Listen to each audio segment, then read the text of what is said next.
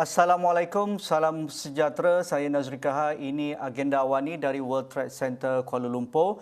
Selepas pengumuman kerajaan untuk melakukan penutupan penuh ataupun total lockdown yang akan bermula 1 Jun hingga 14 Jun 2021, dan ini juga akan memberikan impak segera kepada sektor sosial dan juga ekonomi.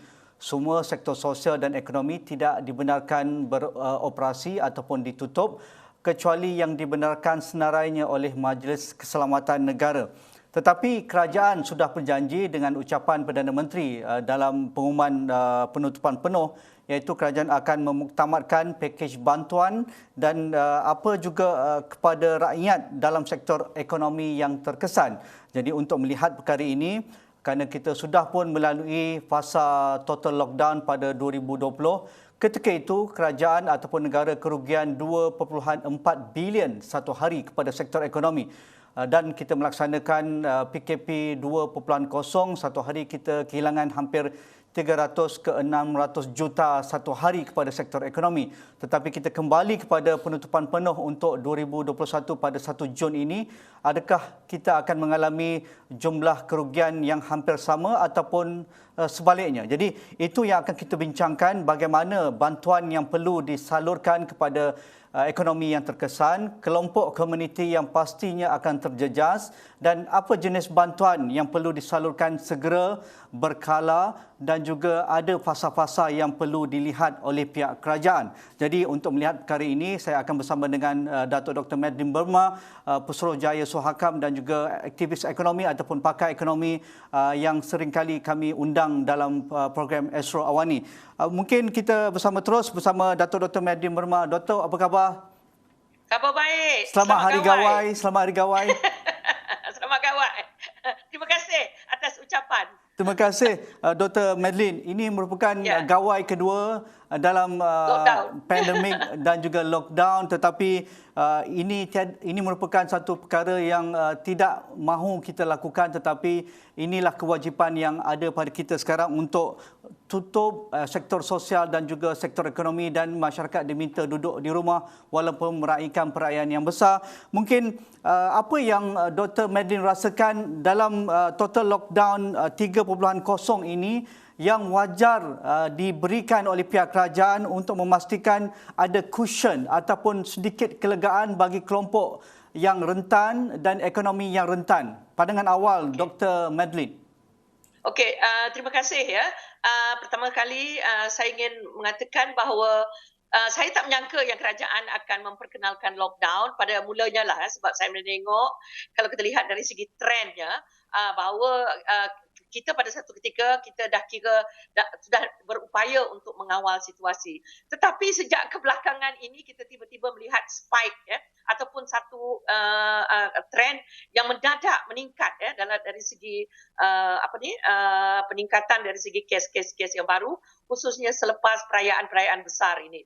Jadi memang sewajar-wajarnya kerajaan perlu mengambil satu tindakan yang saya rasa yang drastik. Memang ramai di kalangan kami mengasakan haraplah janganlah kerajaan ini memperkenalkan lockdown. Tapi bila saya menengok kita dah hampir mencecah 10,000 lagi kes baru, maka itulah tindakan yang terbaik yang perlu kerajaan lakukan, sebab rakan-rakan dalam bidang kesihatan semua mengatakan lockdown sangat perlu. Dan ada di kalangan mereka kata kita kena lockdown sampai sebulan, dia kata. So bertengkarlah kami. Okey. Pengamatan awal saya, yang pertama sekali saya ingin mengatakan bahawa ia agak berbeza dengan lockdown kita yang 1.0 dulu.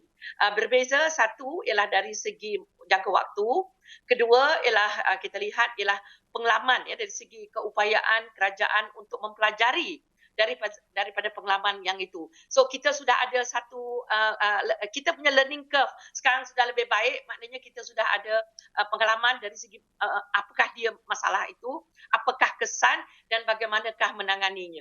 Dan kerajaan telah pun melakukan lebih 5 ataupun memperkenalkan lebih daripada 5 ke 6 pakej rancangan untuk betul-betul apa yang Tuan Haji sebutkan tadi, iaitu untuk cushion ataupun meletakkan satu landasan supaya tidaklah terasa sangat. Itu pun ramai juga yang merasakan tetapi memang tidak bolehlah kita katakan seluruh rakyat Malaysia yang akan tidak terkesan. Jadi bermaknanya di sini ada kumpulan-kumpulan kalau kita tengok kumpulan ekonomi yang B40 ke bawah, M40 dan T20. Jadi dari segi ekonominya M40 yang betul-betul kita rasakan yang begitu terkesan oleh COVID-19 dengan penutupan aktiviti ekonomi, itu yang betul-betul terkesan. M40 ramai di kalangan mereka mungkin ada yang diberhentikan kerja, ada yang terus kekal bekerja sebab ada yang bekerja dalam perniagaan, ada yang bekerja dan mereka mendapat subsidi upah daripada majikan, dan seterusnya yang ada perniagaan dah diberi bantuan. So, jadi bagi saya, untuk lockdown kali ini, mereka ni kebanyakan rakyat Malaysia sudah pun menerima bantuan, ya, sudah menerima bantuan. Jadi nak kata 100% akan terkesan, tak juga, tetapi masih juga terkesan. Tetapi golongan yang betul akan terkesan sekali lagi ialah golongan rentan yang dekat bawah tu, B40. Sebab mereka tidak dapat meneruskan perniagaan ekonomi mereka sebab aktiviti ekonomi nanti akan lockdown, kedua-dua pengeluaran dan penggunaan. Tetapi kalau kita lihat, ya, kerajaan telah memberi seperti biasa, dia telah menyatakan ada sektor-sektor ekonomi yang dikatakan sektor ekonomi yang utama, yang dikatakan services ataupun perkhidmatan yang sangat diperlukan, itu diteruskan.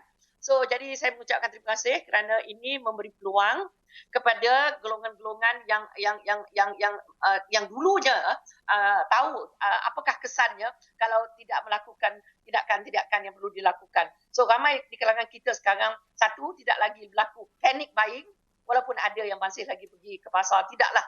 Saya dah pagi tadi saya pergi sebab saya nak beli barang, saya nampak dekat lorong kedai tempat yang saya membeli barang, saya tidak nampak lagi orang panic buying.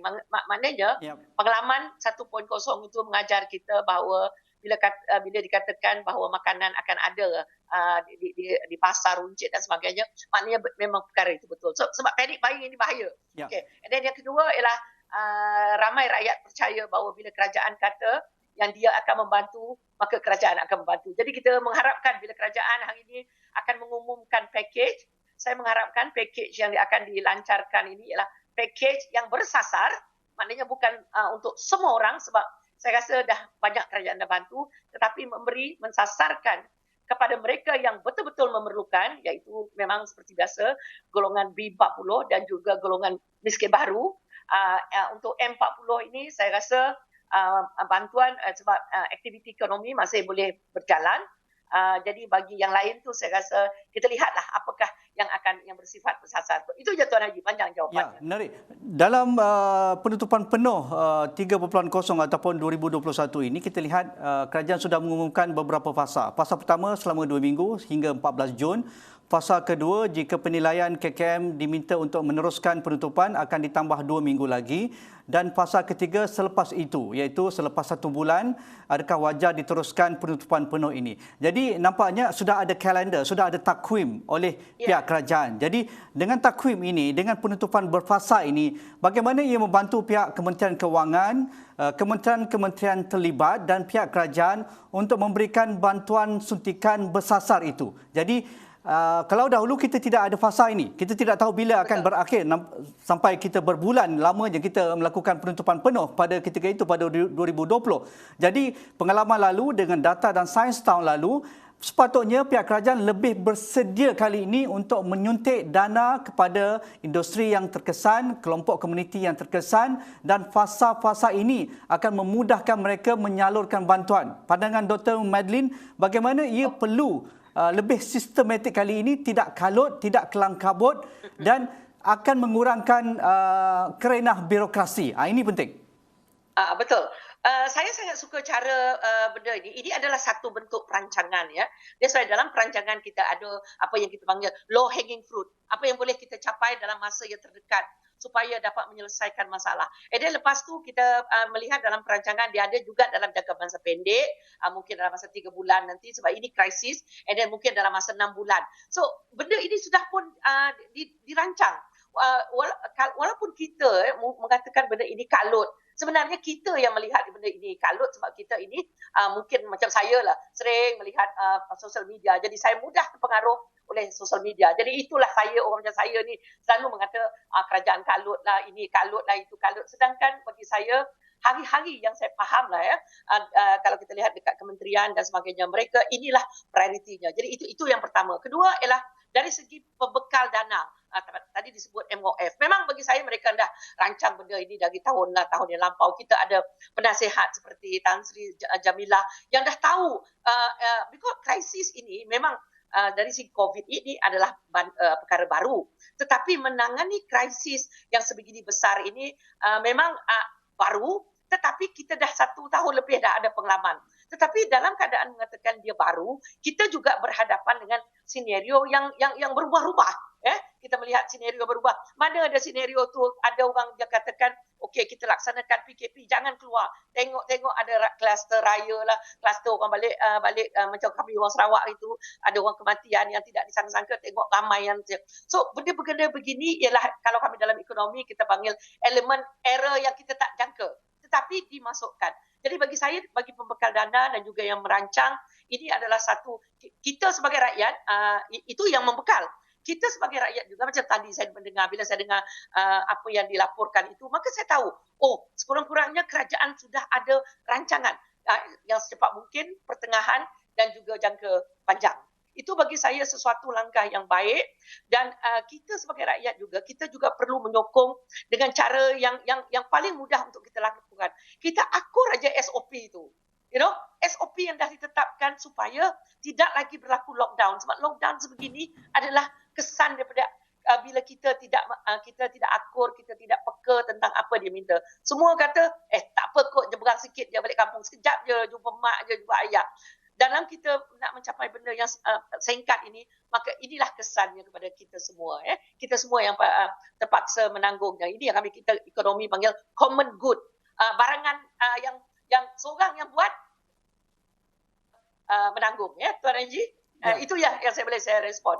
Dr. Madeline, dari butiran tersebut, dari penerangan Dr. Madeline, apakah wish list Dr. Madeline untuk Dr. Madeline ingin lihat ataupun ingin dengar diumumkan oleh Perdana Menteri dalam butiran jenis-jenis bantuan terus kepada rakyat? Okey, pertama sekali saya ingin kerajaan mengumumkan ataupun Yang Amat Berhormat Perdana Menteri mengumumkan bahawa satu ialah kita mempercepatkan roll out vaccination. Okey? Sebab bagi saya yang penting sekarang, sebab kita ada dua fasa benda yang perlu kita fikirkan. Satu ialah kesihatan, kedua ialah ekonomi. Jadi yang kita bincang hari ini ialah ekonomi. Tetapi ekonomi tidak boleh pulih, tidak boleh terus-menerus kekal dan sustainable selagi kesihatan itu tidak dipulihkan. Jadi lockdown ini berlaku disebabkan kita tidak mengikuti ramai di kalangan kita berhadapan dengan situasi di mana berlakunya peningkatan dari segi COVID. Jadi yang pertama saya ingin katakan ialah saya ingin mendengar kerajaan mengumumkan langkah-langkah baru bagaimana nak mempercepatkan roll out vaksinasi supaya lebih ramai orang dah divaksin. Sebab kita nak mencapaikan apa kita panggilkan immunity kelompok ni. Nombor dua, lebih banyak swab dilakukan, ujian swab. Dan yang ketiga ialah kita di mana kerajaan akan mengambil tindakan-tindakan yang begitu tegas terhadap mereka yang tidak patuh ini. Yang itu tiga. Jadi selesai itu. Dari segi ekonomi, apa yang saya inginkan? Saya inginkan satu ialah memang kerajaan tidak boleh menyalurkan bantuan kepada seluruh sektor ekonomi atau seluruh rakyat Malaysia. Tetapi balik pada cerita yang bersasar tadi, disebabkan bantuan kewangan mungkin kita perlu salurkan untuk pemulihan kesihatan, maka satu ialah sasarkan kepada golongan yang betul-betul memerlukan, iaitu makcik kiah kita yang duduk, yang perniagaan memang akan terganggu. Dan mereka inilah sangat-sangat what we call vulnerable, kumpulan yang mudah terancam. Walaupun mereka dah dapat bantuan, tapi bantuan ini hanya boleh membantu mereka dalam 6 bulan yang lepas. Okay? Yang kedua ialah mereka yang isu berkaitan dengan moratorium. Memang ramai yang bertanya kepada saya, doktor boleh tak, doktor rasa boleh tak kita kerajaan lanjutkan lagi moratorium, memberi bantuan kepada kami yang berniaga, yang membuat pinjaman ini. So bagi kita yang keutamaan ini bagi saya, inilah dia. Satu ialah kehidupan ni saya rasa dah tak ada lagi lah isu, tak ada orang, tak ada makanan atas meja. Tetapi kalau lockdown ini dipanjangkan, melebihi 2 minggu, saya rasa kita balik kepada cerita asal sebelum COVID ini, iaitu bermula dengan tahun penghujung 2019 dan bermula 2020, bagaimana kita berhadapan dengan krisis yang begitu mencabar. So bagi saya keutamaan dulu beri kepada dia orang dua ini, dan yang lain-lain tu saya rasa ekonomi biarkan berkembang, teruskan dan cuba elakkan lockdown, tetapi lebih yang bersifat bersasar. Itu dia Tuan Haji, dua je dulu.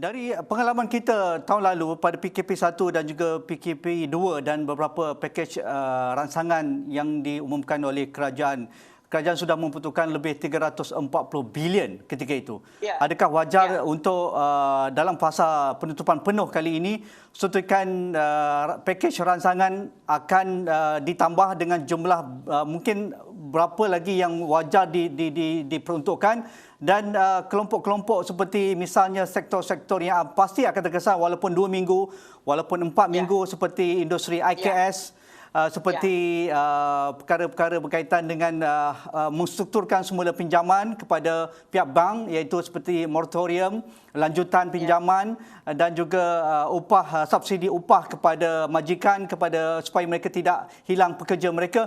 Jadi wajar kerajaan memperuntukkan dana mungkin berapa bilion yang sepatutnya 40 bilion, 50 bilion, kerana seperti mana Dr. Medin katakan, mereka yang pasti terkesan mereka akan sekali lagi sukar menyediakan makanan di atas meja dan mereka hilang pekerjaan, maksudnya ekonomi harian, mereka tidak ada pendapatan, mereka tidak ada lauk yang akan diberikan, akan dimasak untuk anak-anak mereka. Jadi berapa jumlahnya dan bagaimana mekanisme untuk membantu kerajaan meringankan kelompok-kelompok ataupun industri yang akan terkesan walaupun berapa lama penutupan penuh ini? Okey, yang saya boleh katakan Tuan Haji, saya tak tahu apa yang akan diumumkan oleh Amat Berhormat Perdana Menteri. Kalau kita lihat strategi yang telah dirancangkan untuk memulihkan ekonomi selepas memulihkan ekonomi ataupun menangani kesan COVID ini, ialah kita ada 6R dipanggil 6R, dan dalam setiap 6R itu ada pakej-pakejnya yang masing-masing. Dan 5R yang terakhir, yang kita dah 5 dah R kita. Kita dah sampai ke tahap 5 dan sekarang kita peringkat yang R yang ke-6. Jadi R yang ke-6 inilah yang kita berada sekarang. Kalau yang terakhir R tu tadi ialah kerajaan melaksanakan, saya tak ingat lagi apa yang dia yang terakhir sekali yang dilaksanakan itu ialah untuk yang kelima. Jadi kita sekarang akan mencapai tahap yang ke-6. Jadi bermaknanya kerajaan sudah pun bersiap sedia dengan perancangan, dengan kewangan untuk memulihkan ekonomi secara keseluruhan. So jadi ini satu perancangan yang baik. Okey, tetapi apa yang saya ingin bayangkan ialah saya rasa kita kena perlu kurangkan dari segi memberi bantuan kewangan. Apa yang saya bayangkan ialah kerajaan akan dan juga mesti memulihkan sektor-sektor yang terjejas seperti yang dikatakan tadi, iaitu sectoral approach. Tetapi yang lebih penting ialah kerajaan perlu memulihkan ekonomi Malaysia keseluruhan, ekonomi makro kita. Bagaimana? Kerajaan perlu mewujudkan peluang pekerjaan, perlu mewujudkan kemudahan ataupun opportunities.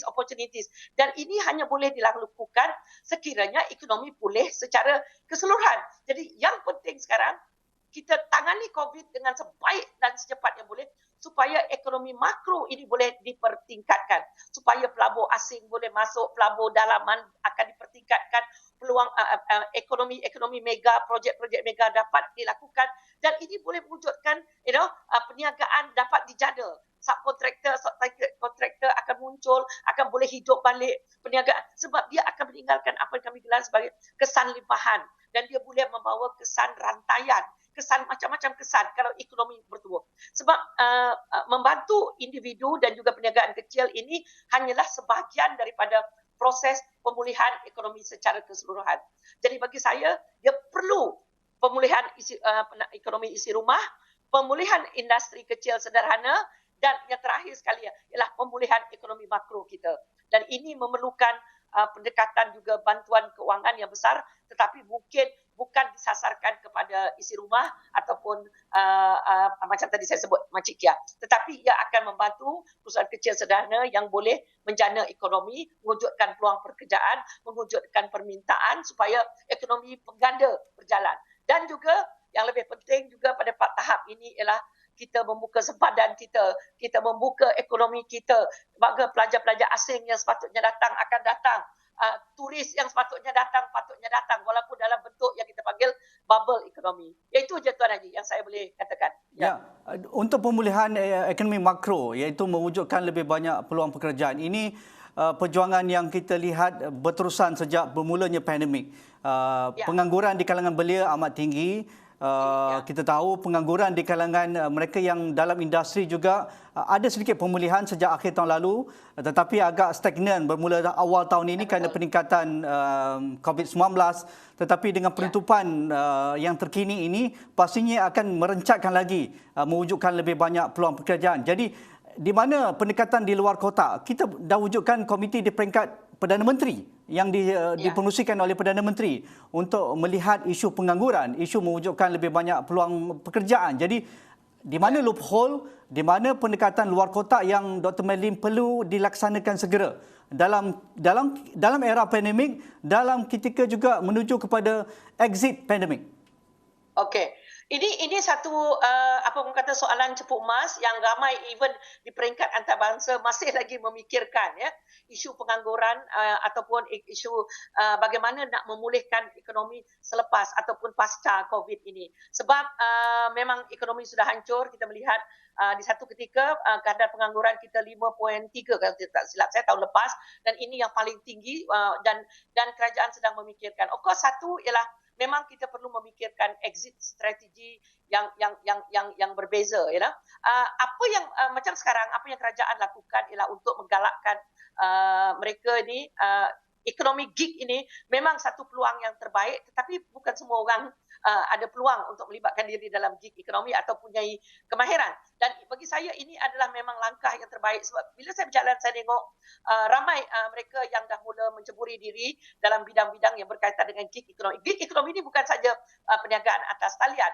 iaitu maknanya ekonomi yang selama ini mereka mungkin tidak ceburi, freelancing, melakukan aktiviti-aktiviti yang tidak pernah terfikir. Ini yang bagusnya COVID ini, dia membuka peluang, memaksa kita untuk memikirkan perkara baru. Yang penting ialah bukan sahaja bekerja dengan majikan, tetapi sekarang kita sendiri menjadi majikan, kita menjadi self-employed, kita mewujudkan peluang pekerjaan kita sendiri. Itu penting bagi saya. Saya tak tahu, saya tak ada jawapan yang kata orang yang boleh memberi satu gambaran bahawa penyelesaian pengangguran akan berlaku. Tetapi pemulihan ekonomi ini adalah prasyarat yang sangat penting supaya ekonomi ini boleh bergerak semula. Akhir sekali, Dr. Madeline, mungkin wajar kerajaan membuka peluang pekerjaan kontrak kepada kementerian yang amat memerlukan pekerja pada ketika ini dengan gaji minima 2,500, kalau itu boleh dilakukan sekarang?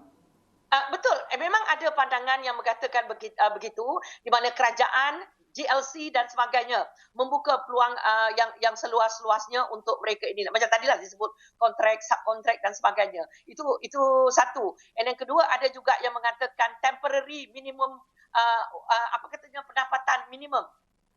Ada juga yang sedang berfikir tentang yang bersifat temporary, sebab sekarang ni ramai yang putus pendapatan ini juga dah tak tahu nak buat macam mana ni. So mungkin bagi mereka yang betul-betul putus pendapatan juga, ini perlu difikirkan sebagai safety net. Yang kedua tadi yang dikatakan kontrak, dan ini juga peluang untuk memberi, saya pernah membincangkan ini sebenarnya sebelum ini, di mana GLCs, syarikat-syarikat swasta juga perlu bekerjasama, memberi peluang, yang penting sekarang ialah peluang, opportunities. Mereka ini tidak mau bergantung 100%, tetapi beri mereka peluang. Kontrak kecil, kontrak sederhana, dan yang kalau boleh yang besar-besar lah. Itu betul Tuan Haji, saya setuju. Menarik. Terima kasih Datuk Dr. Madeline Burma, Putrajaya Surakam, dalam kita membincangkan apakah pakej bantuan dan juga dana-dana tunai yang akan disalurkan mengikut kelompok komuniti dan juga industri yang bakal diumumkan oleh Perdana Menteri. Jadi itu saja perbincangan agenda awal ini pada malam ini. Sekian, Assalamualaikum, kita jumpa lagi.